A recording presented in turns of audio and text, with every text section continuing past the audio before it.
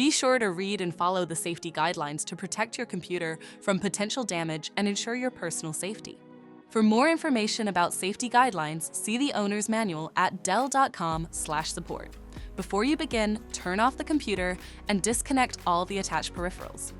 To remove the solid-state drive, remove the 10 screws on the base cover.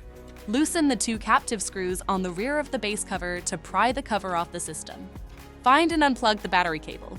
Identify the solid-state drive and remove the screw securing it. Lift the drive out of the system. To reinstall the solid-state drive, place it back in the system and tighten the screw to secure it. Plug in the battery cable. Place the base cover back on the system and tighten the 12 screws to secure it. For more information about your Dell system, visit dell.com/support.